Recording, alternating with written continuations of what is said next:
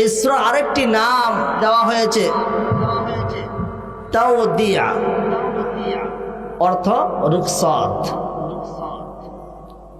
তাহলে এই সূরার দুইটি নাম পাইলাম, একটা হলো সাহায্য করা, আরেকটা হলো তাওদিয়া, মানে কি রুখসাত, বিদায় নেওয়া, চলে যাওয়া। তো কয়টা নাম পাইলাম? কথা বলেন, কয়টা নাম পাইলাম? দুইটা নাম পাইলাম। নবী আলাইহিস সালামের জিন্দেগিতে নবী আলাইহিস সালাম উমরা করেছেন 4 বার। কয়বার? জবান খুলে বলে কয়বার উমরা করেছেন? আর হজ করেছেন একটি। কয়টি? এই সূরাতে 3টি আয়াত, 27টি বাক্য রয়েছে, 77টি অক্ষর রয়েছে। তাহলে এই সূরা যদি আমরা তেলাওয়াত করি,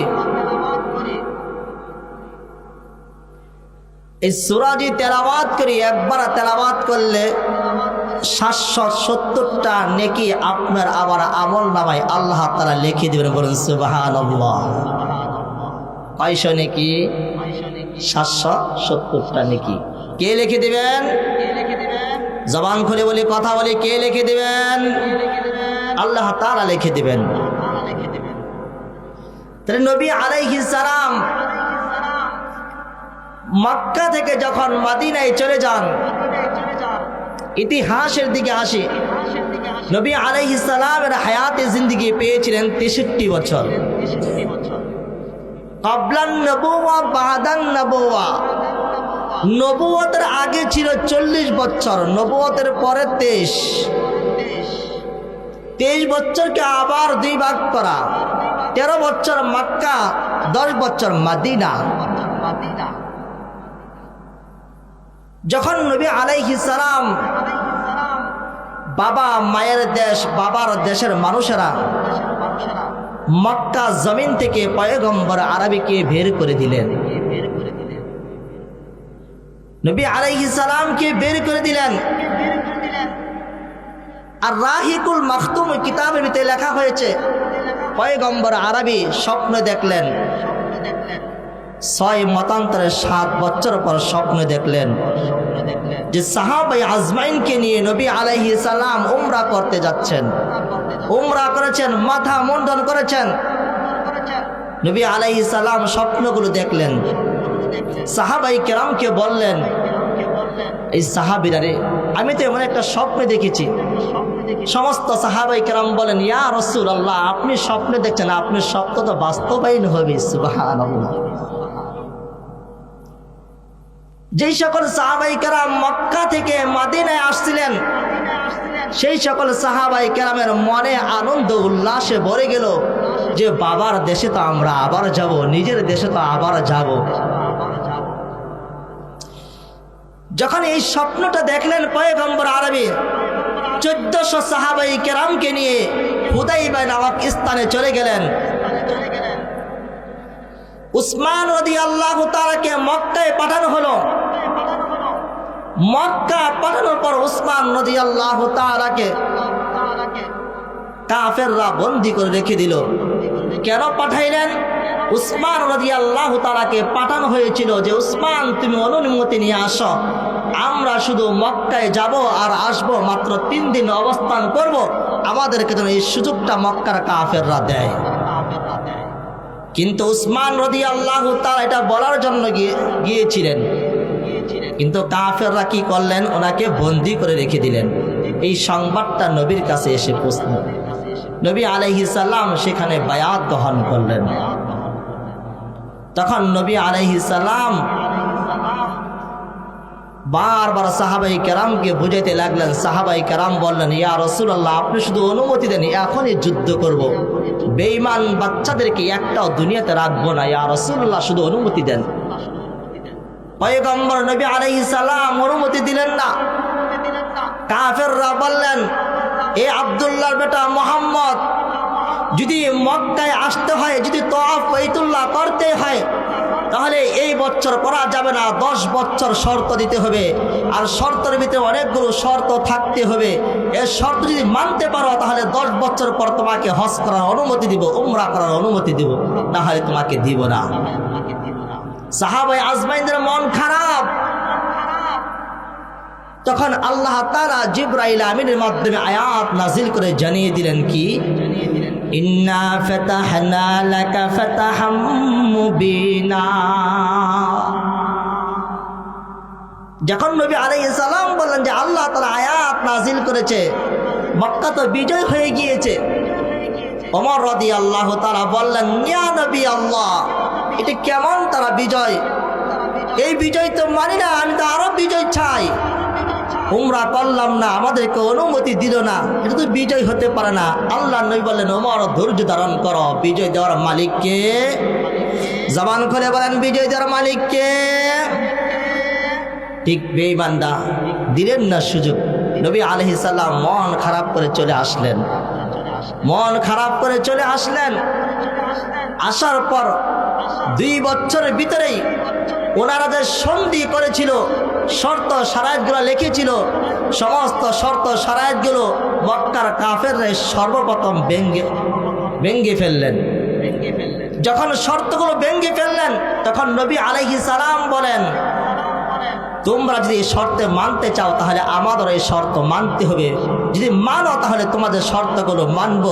তখন কাফেররা বলল, আব্দুল্লাহর বেটা মোহাম্মদ, এই শর্ত আমরা মানতে চাই না। তখন কে ভাঙলেন শর্তগুলো? কাফেররা। তখন নবী আলাইহিস সালাম 2 বছর পরেই মক্কায় আসলেন। মক্কায় আসার পর মদিনার যে সকল সাহাবাই কেরাম মক্কা থেকে হিজরত করে মদিনায় গিয়েছিলেন, সমস্ত সাহাবাই কেরামকে নিয়ে আসলেন। আসা মাত্রই সমস্ত সাহাবাই কেরামগুলো ঘাবড়িয়ে ফেললেন। নবী মনে হয় আর মদিনাতে যাবেন না, মক্কায় থাকবেন, যেহেতু এই দেশটা বিজয় হয়ে গেছে। নবী আলাইহিস সালাম সাহাবাই কেরামকে বললেন, এ আমার সাহাবীরা রে, তোমরা চিন্তা করি না, পেরেশান হইও না, আমি মক্কায় থাকবো না, আমি মদিনায় থাকবো, তোমাদের সাথে থাকবো। জোরে জোরে বলি সুবহানাল্লাহ।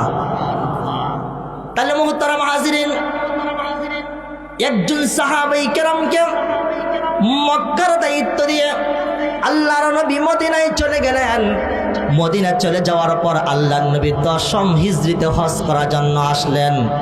বলেন কততম হিজরি? 10ম হিজরিতে হজ করার জন্য আসলেন।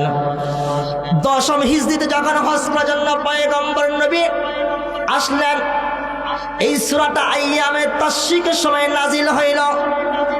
আইয়ামে তাশরিকের সময় নাজিল হয়েও পয়গম্বর আরবি গোটা মক্কার জমিনে ঘোষণা করে দিলেন, বিদায় হজের সময় পয়গম্বর ঘোষণা করে দিলেন। সাহাবায়ে আজমাইন বলতে লাগলো, মনে হয় এই সূরাটা এখনই নাজিল হয়েছে। আল্লাহর নবীর কাছে যখন এই সূরাটা নাজিল হইল, সমস্ত সাহাবাই কেরামগুলো আনন্দ উল্লাসে ভরপুর হয়ে গিয়েছে যে মক্কা বিজয় হয়েছে, মক্কা বিজয় হয়েছে। কিন্তু অনেক সাহাবাই কেরাম কান্না করেছে যে মক্কা তো বিজয় হয় নাই, মূলত পয়গম্বর নবী মুহাম্মদ রাসূলুল্লাহ চলে যাওয়ার বিদায়ের ঘণ্টা বেজে গিয়েছে। সাহাবায়ে আজমাইনকে জিজ্ঞাসা করলেন, কে তোমরা কি বুঝেছ? হযরত আয়েশা রাদিয়াল্লাহু তাআলা আনহা বলেন, যখন নবী বললেন, আয়েশাকে ডাক দিলেন, আয়েশা, আমি তো এমন স্বপ্নে দেখেছি, এমন একটা সূরা আমার উপর নাজিল হয়েছে, তুমি কি বলো? আয়েশা রাদিয়াল্লাহু তাআলা বলেন, ইয়া রাসূলুল্লাহ, এই সূরা নাজিল হওয়ার দ্বারা উদ্দেশ্য হলো আপনি মনে হয় চলে যাওয়ার বিদায়ের সময় এসেছে। বলেন, হ্যাঁ, চলে আসছে। আল্লাহর নবীর মেয়ে ফাতেমা, হযরতে ফাতেমার কাছে গেলেন। ফাতেমার মনে হয় বেশি দিন আমি থাকবো না, কারণ সূরা নাসর নাজিল হয়েছে। সূরা নাসর নাজিল হওয়ার মাধ্যমে মনে হবে বেশি দিন থাকবো না, চলে যাব। হযরতে ফাতেমা কান্না করে, কান্না করতে করতে বারবার নবীর দিকে তাকায় আর কান্না করে আর বলে, বাবা, মক্কা বিজয়ের জন্য এত কষ্ট করেছেন আপনি এত কষ্ট করেছেন। আপনারা এক একজন সাহাবায়ে কেরাম মক্কাকে বিজয় করার জন্য জীবন দিয়েছে, মাল দিয়েছে, ইজ্জত দিয়েছে, সম্মান দিয়েছে, সবকিছু বাবা বিলীন করে দিয়েছিল। ওগো বাবা, মক্কার জমিন আপনি যখন সেজদা দিতেন গো, বেঈমানের বাচ্চারা ওটের নারী বুড়িগুলো এনে আপনার উপরে রেখে দিত, যেন আপনি সেজদা থেকে যেন উঠতে না পারেন। বাবা এত কষ্ট দিয়েছে, আর আজকে মক্কা বিজয় হয়েছে, আপনি চলে যাবেন।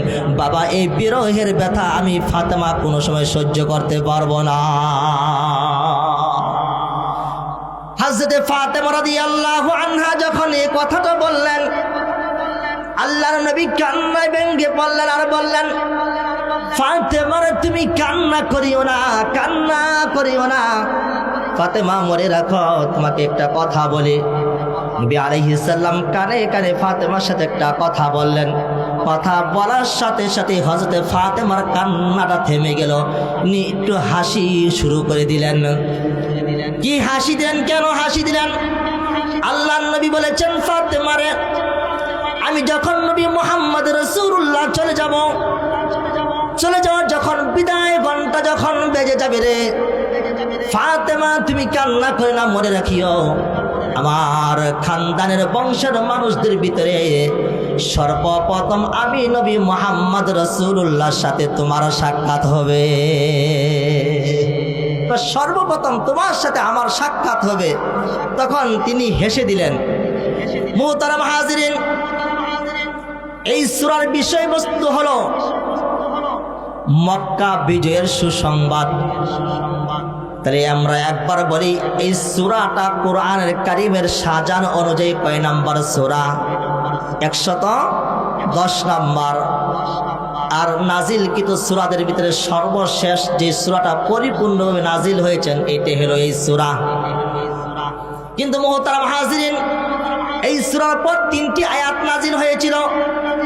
বিভিন্ন সূরার বিভিন্ন জায়গায় 3টি আয়াতে কারিমা আল্লাহ তাআলা নাজিল করেছেন। একটা আয়াত সূরাতুল মাইদার ভিতরে আল্লাহ তাআলা বলেন, আল ইয়াউমা আকমালতু লাকুম দীনাকুম ওয়া আতমামতু আলাইকুম নি'মাতি ওয়া রাদিতু লাকুমুল ইসলাম। পরবর্তী আরেকটা সূরার আয়াত নাজিল হয়, আল্লাহ তাআলা বলেন, লাকাদ জাআকুম রাসূলুম মিন আনফুসিকুম। সূরাতুত তাওবার 128 নম্বর আয়াতে কারিমা। সর্বশেষ যে আয়াতে কারিমা নাজিল হয়েছিল এটা হলো সূরাতুল বাকারার 281 নম্বর আয়াতে কারিমা। আল্লাহ বলেন, ওয়াত্তাকু ইয়াওমান তুরজাউনা ফীহি ইলাল্লাহ সুম্মা তুওয়াফা কুল্লু নাফসিম মা কাসাবাত ওয়া হুম লা ইউযলামুন। আল্লাহ তাআলা বলেন, ওয়াত্তাকু ইয়াওমান তুরজাউনা ফীহি ইলাল্লাহ।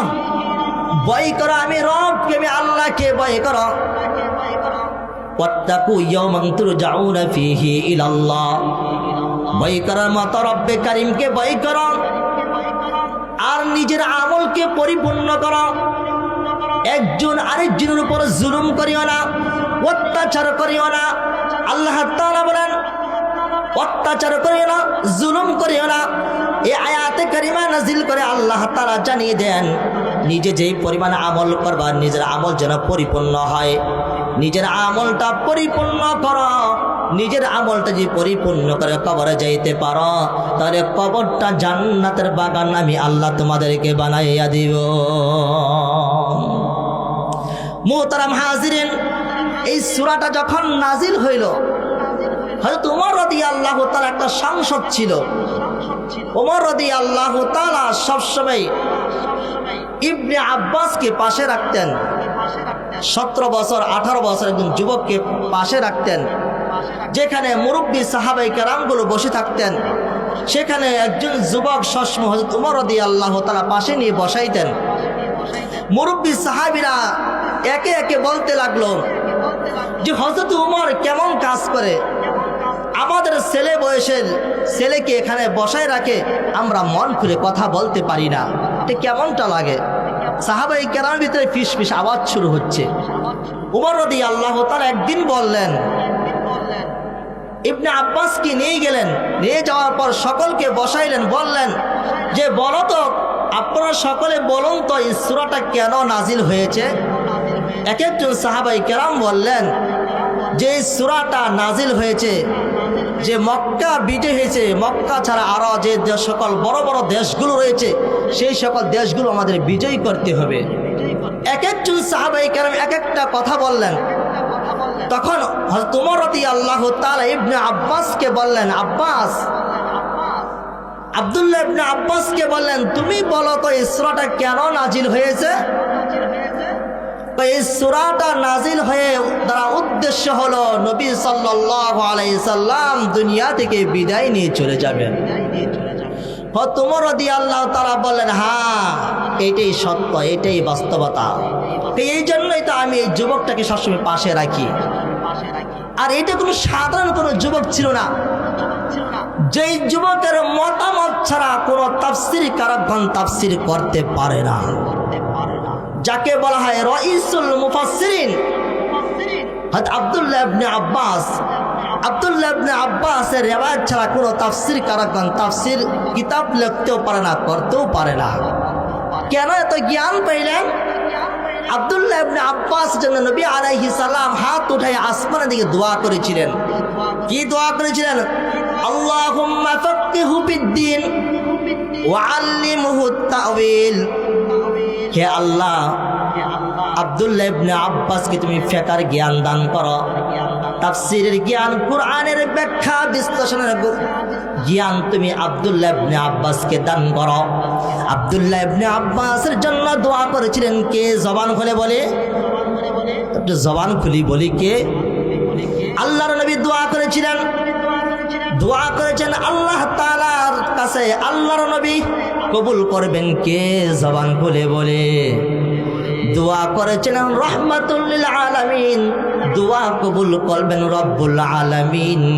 রব্বুল আলামিন সাথে সাথে নবীর দোয়াটা কবুল করে ফেললেন। এই জন্য আব্দুল্লাহ ইবনে আব্বাসের এত মর্যাদা আল্লাহ তাআলা দান করেছে। গোটা সমস্ত সাহাবাই কেরাম থেকে আলাদা একটা যোগ্যতা জ্ঞান আল্লাহ তাআলা আব্দুল্লাহ ইবনে আব্বাসকে দান করেছে। মুহতারাম হাজিরিন, এই সূরাটা যখন নবী আলাইহিস সালামের উপর নাজিল হইল, নাজিল হওয়ার পর পয়গম্বর ডাক দিয়ে বললেন, বিদায় হজের ঘোষণার ভিতরে আল্লাহর নবী যখন খুতবা পড়তেছিলেন, খুতবার ভিতরে এই সূরাটা পড়লেন। কি সূরা পড়লেন? ইযা জাআ নাসরুল্লাহি ওয়াল ফাতহ। আল্লাহর নবী এই সূরাটা যখন পড়লেন, ইযা জাআ নাসরুল্লাহি ওয়াল ফাতহ, যখন আসবে আল্লাহর সাহায্য এবং বিজয়, যখন আসবে আল্লাহর সাহায্য এবং বিজয়। প্রথম কথা বলা হয়েছে যখন আসবে আল্লাহর সাহায্য। বলুন তো আপনাকে আমাকে সাহায্য কে করতে পারে? করতে পারে।